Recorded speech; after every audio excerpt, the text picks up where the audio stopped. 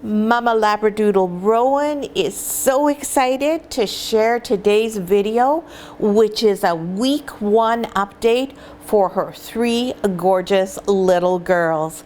In today's video, we are going to talk all about what's happened in the past week with these 3 puppies, what's going on with Mama Rowan. We're going to talk a little bit about what ESN is, and we're also going to talk about getting ready to welcome a puppy into your home. Hi, I'm Claire from Van Isle Labradoodles, and this is our week 1 litter update for the Kindred Souls litter. And you can see that Mama Rowan is thriving. She is a happy, relaxed mama girl, and she's already feeling confident enough that she doesn't feel like she needs to be with her babies 24/7. Now, last time when Rowan had puppies, she wasn't exactly too sure about what the role of a mom was, and she was forever trying to get out of the whelping box. This time she's quite attentive to the babies. She's back to check on them regularly. If they make any squeaks, she's there right away. But what she really enjoys is if someone, mostly me, is in the box with her. Now, this past week has been an emotional roller coaster for all of us, including Rowan. Earlier in the week, we lost one of the puppies, her only boy in the litter, who we had nicknamed Stevie for Stevie Wonder. There you go. You can't lie on top of her.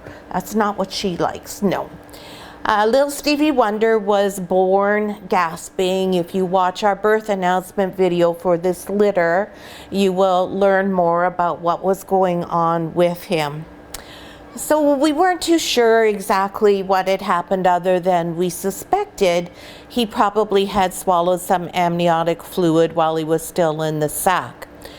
But we took him to the vet because he was fading, and we weren't too sure ethically whether he was suffering and we needed to give him relief from that, or if we just needed to provide him with some more supportive care. And when we went to the vet said that his lungs were completely clear. So that would be unusual were we dealing with a case of a puppy who was aspirating. In any event, we did everything we could to provide supportive care for Stevie for the following 48 hours.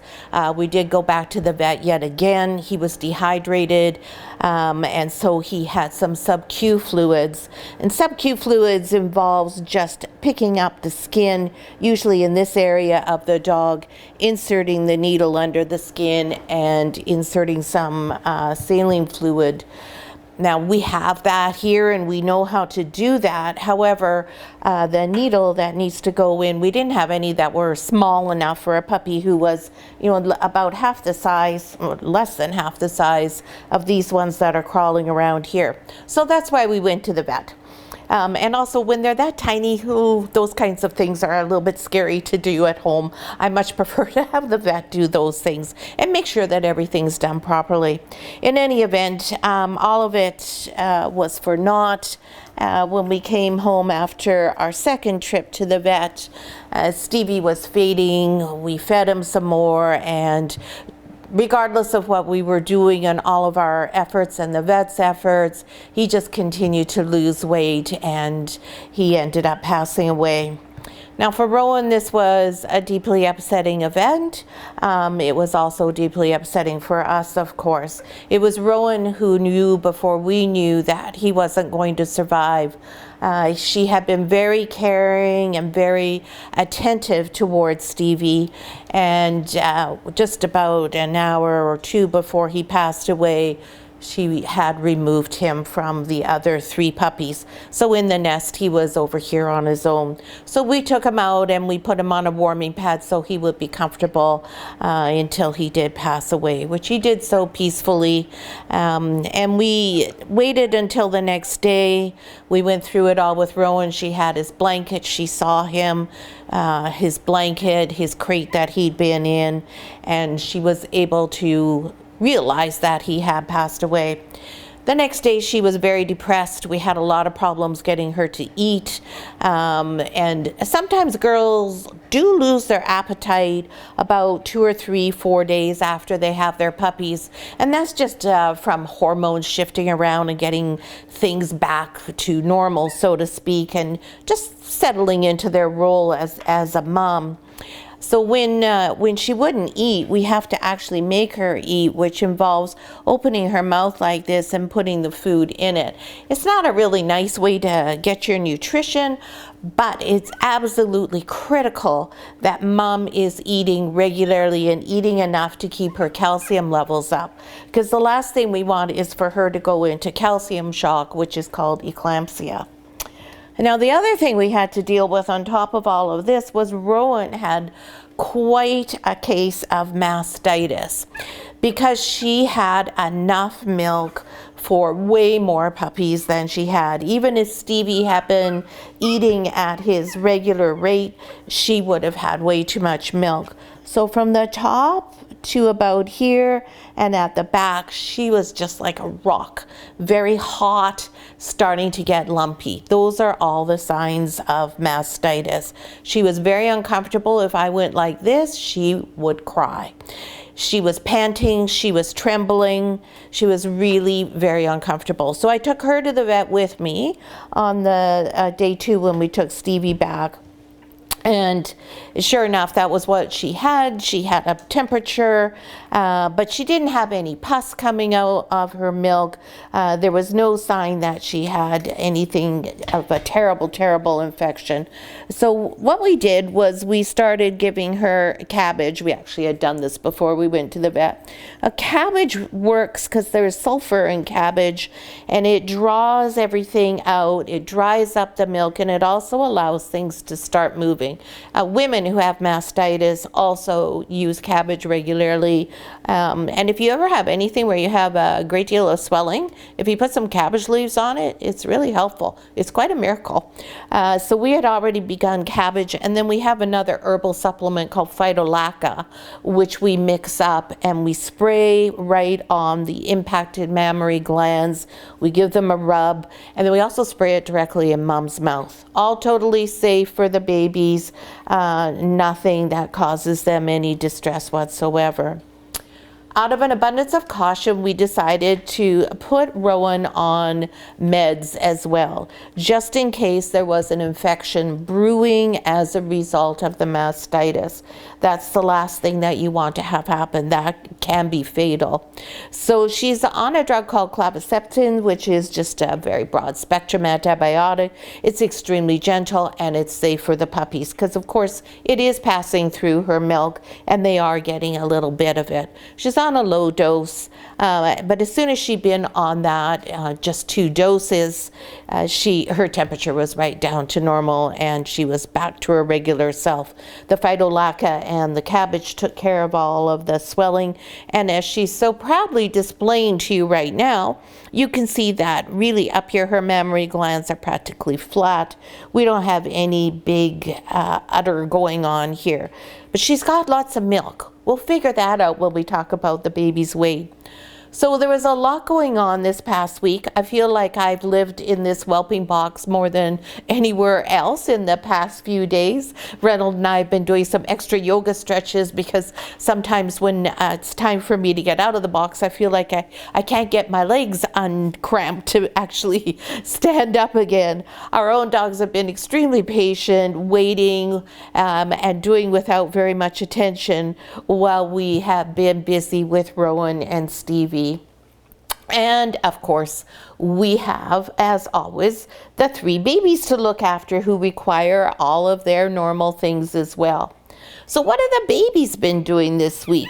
So one of the things we do with our puppies is a thing called early neurological stimulation. And what that is something that was developed actually by the U.S. military for dogs who were going into combat. They were looking to do something that would make the dogs a bit more robust, both mentally and physically. So there's a school of thought that believes that doing early neurological stimulation helps your puppy to be more equipped to deal with stress in their life, and also gives them a stronger heart, a better developed neurological system. There's no really good clinical evidence to support that theory. However, there's nothing saying that it's going to do any harm. So when there's something there that's, I wonder, maybe that could help, that's something we like to buy into and do with our puppies. So what it involves is very simple things for very brief periods of time. And basically it's exposing the puppies to situations that wouldn't normally occur. So something really simple, like you take the puppy and you hold them like this for about 5 to 8 seconds, because normally nobody would be doing this. And you can see that Purple thinks that's quite boring. The other type of thing you might do is hold the puppy like this, which is also not something that would normally happen. And you would hold the puppy upside down in your arms. Now, holding them upside down in their arms is not a problem for these ones. If you've been following us on Facebook, you've seen many pictures already of them in this position, which I believe is because if you get in here and see that tummy, oh my goodness, how big is this tummy? When you only have 3 babies at the milk bar, there is no shortage of nutrition. And look at little Purple's got her tongue sticking right out, just dreaming about being at that milk bar.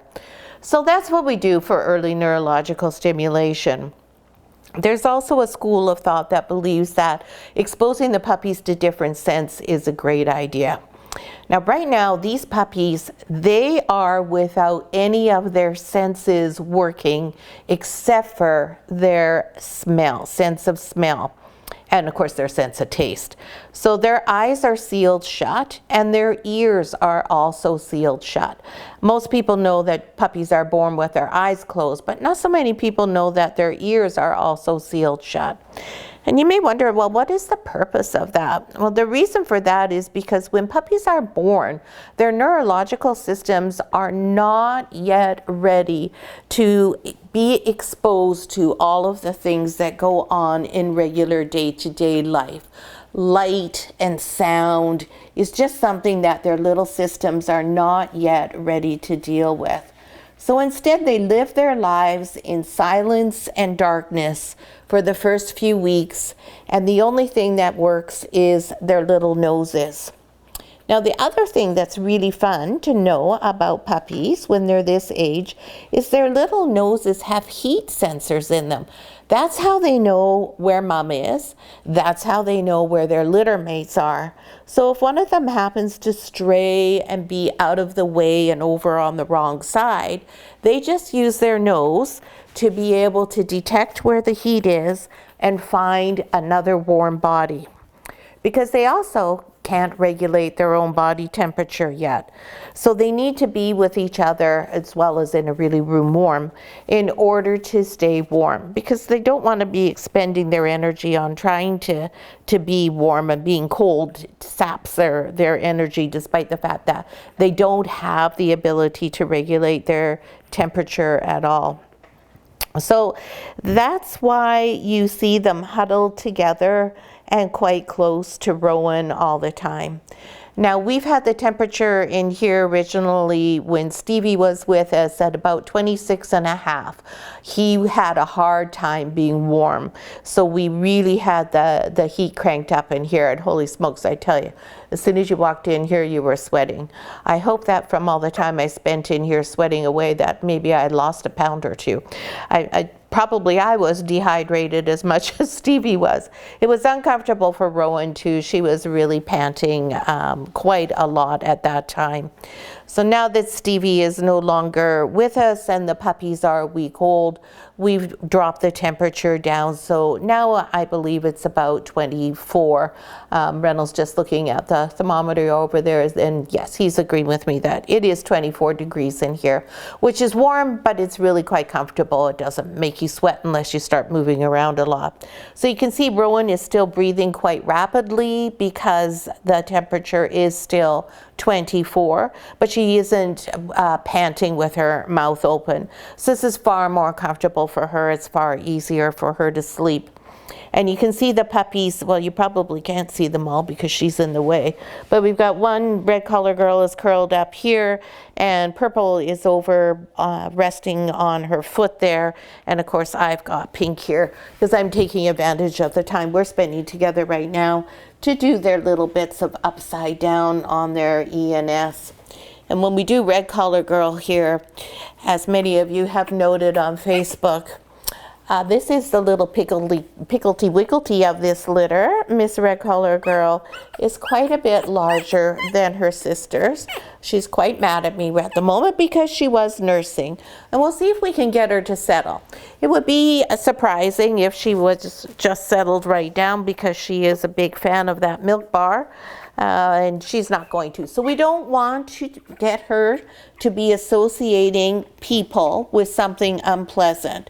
So we want to make sure we put her back where she is. I don't ever like to do anything and interrupt their feeding process because that is, of course, their source of comfort and pleasure and what they're supposed to be doing. Their instincts right now are to do two things: eat and sleep. They also can't go to the bathroom by themselves. Rowan has to take care of all of that. So what she does is she licks the puppies in their genital area and their anal area and stimulates them to go to the bathroom, and she actually consumes it all. That sounds pretty gross, and I'm really glad that we don't have to do that as human moms, but there's a good reason for that, and that's because there's no scent. And if there's no scent, then prey doesn't know that there's vulnerable babies here. So that's where that natural instinct comes from. So when you see her all the time doing as she is right now, poking around in their butts, and you wonder, what on earth is that dog doing? That's what she's doing. She's stimulating them to go and making sure that everything is working well. Once they're 3 weeks old, they'll be able to go on their own. Some moms continue to stimulate and clean their puppies up for the whole time they're here. Some moms stop just before 3 weeks. For us, it's great if they keep doing it because it means no cleanup for us. So this is the easy time for keeping puppies clean because mom does all the heavy lifting. Now, Rowan herself, she's got her appetite back, yay. She still will not eat on her own in that I can't put her food dish in here and say, here you go. She requires that I sit in here with her and feed it to her by hand. Now, there's a reason for that too. You'll find some breeders will say, oh, those are princess dogs and you're silly as a breeder to waste your time doing that and you're spoiling your girl.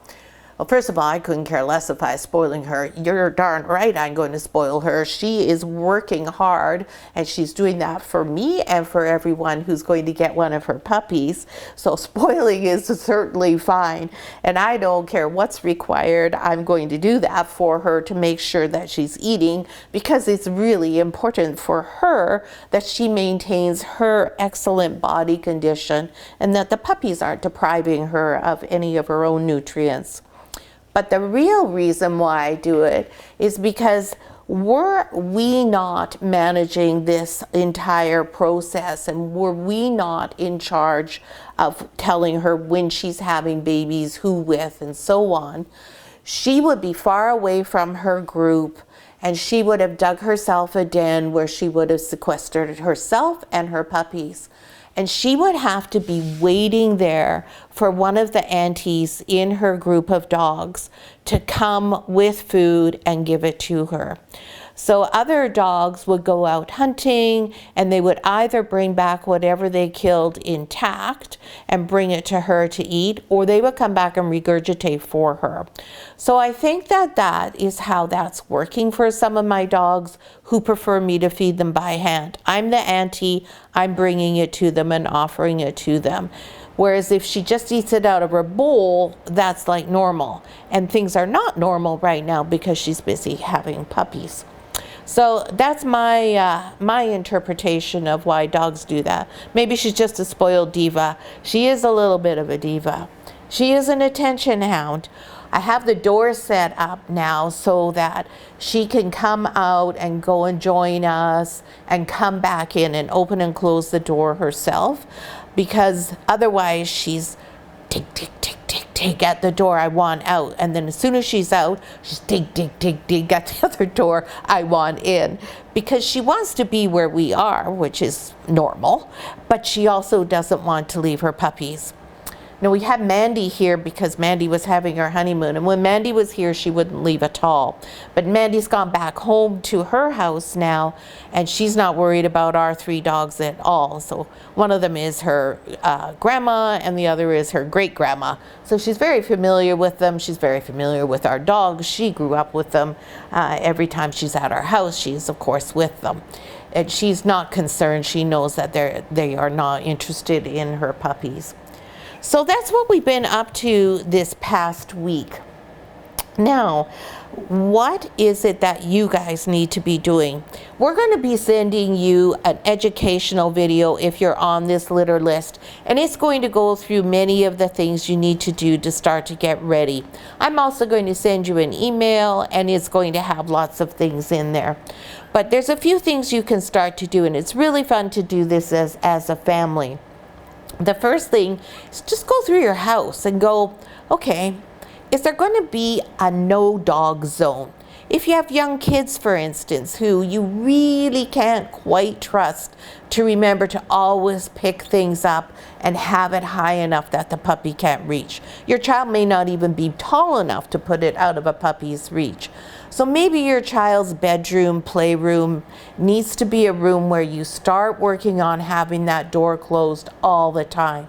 It's easier to teach your children and yourselves to remember to close the door after yourself as it is to remember, oh yes, pick this up, pick that up. Shoes, toys, cell phones, TV remote controls, glasses, hearing aids, anything that's expensive, that's what a puppy is going to go for and want to chew.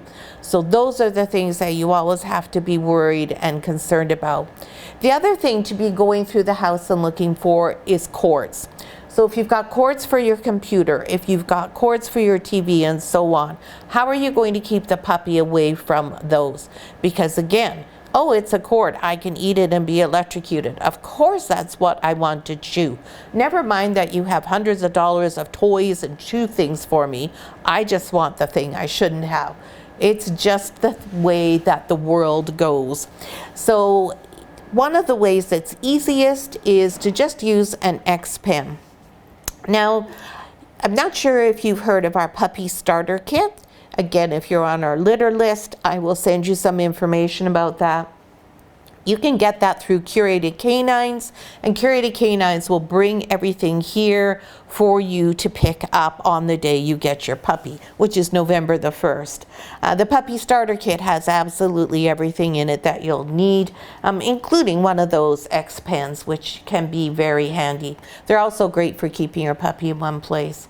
So start to go through your house, check it out, decide where there might be a no dog zone. And the other really important consideration is which door is your dog going to go in and out of to go to the bathroom.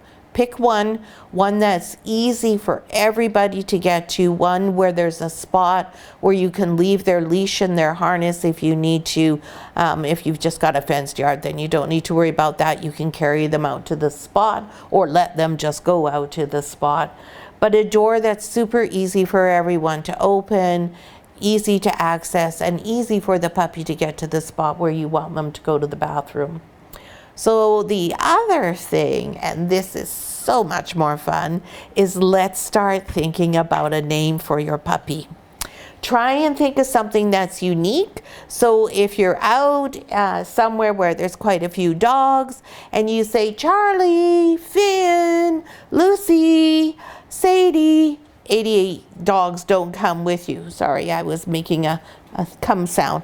If your dog's name is Rowan, there's probably not too many of them. We do have another Rowan, he's a boy, but Rowan is not as popular. Rowan's mom's name is Juniper, not too many Junipers. Juniper's mom is Ripple, not too many Ripples. So something that is unique and something that has some meaning to you. You may want to think of something that's connected with Vancouver Island. You may want to think of something, so Rowan and Juniper and Ripple, those names all go together because Ripple was named Van Isle Ripple Effect, and then Juniper was Rippling Junipers because junipers are native to our island, and then Rowan is a form of a juniper. And one of these puppies, if there is a breeding quality puppy in here, will be a keeper for Van Isle. And her name is going to be Kaylee, which is Scottish and means a social gathering. So I'm going to make her name something that's like Ripples of Joy, but Ripples of Kaylee, which is probably what her name will be. So we go back to her great-grandma Ripple there. But something that means something. Easy to spell, easy to say. 2 syllables is great. Rowan's nicknames are row, row your boat, things like that. Something that you can tell her, hey, Rowan, let's go over here, as opposed to, Rowan, pay attention to me. So makes it easier. You know how you named your kids, so the same sort of thing. So now let's get to the fun part. Let's look at the puppies. We all had a little look at them there. They're all crashed out right now. And what we want to see this week is, did they double their birth weight? And is there a reason for that? Yeah, we want to see puppies doubling their birth weight within the first 10 days after they're born, because that sort of sets them up for success. We don't want them to be scrawny. We don't want them to be lagging. We want them to be robust and healthy. We want to know that the milk bar is a good one. Rowan is eating a 100% raw food diet. Her diet is complete, so she does not have any supplements. She's eating chicken necks to get that extra calcium as well, and also give her some mental exercise by being able to crunch away on something. So she has a whole host of things, and 50% of her diet is made especially for puppies, so that she again has that higher calorie and higher calcium content there while she is feeding the puppies. So if we go back to when the puppies are born, we're going to start with Red Collar. Is going to get mad at me again. Red Collar Girl was 304 grams when she was born. So she needs to be 608 grams to have doubled her birth weight. And today she weighs 676 grams. There is no problem with this little chunky monkey growing and getting up to doubling her birth weight. She had actually doubled her birth weight by September the 10th. And you can tell that she has a good little set of lungs on her there. Oh no, our pumpkin is falling off of our teddy. Next is Pink Collar Girl. Excuse me, honey, I just get pink here. Pink Collar Girl was 233 grams when she was born. So we need her to be at 466 to have doubled her birth weight. And Miss Pink is 539 grams. So another puppy who has no problem doubling her birth weight. And she had achieved that also on September the 10th. So they were only 5 days old and they doubled their birth weight. You can tell there's lots of nutrition in that milk bar, and that they're having no problem finding a spot at the milk bar. If there was 8 or 9 puppies, well then it's a little bit more challenging to get in there and make sure you do double your birth weight in short order. And then Purpy Girl, she was 231 grams when she was born. So 462 is her target weight. And she is 563. So again, we didn't have any problem with getting to double our birth weight. And indeed, she had doubled her birth weight by September the 9th. So she was a very much of a go-getter there. So even though Red Collar Girl is a lot bigger in her appearance, this is the puppy who actually has gained the most weight in the first week of their lives. Now, these little guys in this next week will perhaps open their eyes. We're going to keep doing our early neurological stimulation. We come in, we touch their toes, by the way, we touch them all over, we hold them. Rowan's guardians are coming to visit her tomorrow, so the puppies will be introduced to them. We have a very small and select group of people who are permitted to see the puppies at this point, because of course they're quite vulnerable and fragile still. So we want to make sure we limit all of their exposure. But Rowan will be thrilled to see her mom and dad, and I know that they're going to have lots of fun with the puppies. So I hope you enjoyed today's video. We'd really appreciate it if you would drop some comments in our video. We don't make as many videos anymore, so YouTube doesn't like to show them to very many people. But if you comment, that helps the logarithm see us and remember that, yeah, we exist, and perhaps show it to somebody else who might be interested in learning a little bit about Australian Labradoodles. And a thumbs up is always appreciated too if you enjoyed our video. And don't forget to be subscribed, hit the bell icon so you know when the next video is coming up, which will be next week, when I hope we'll see some eyes. Thanks so much for watching.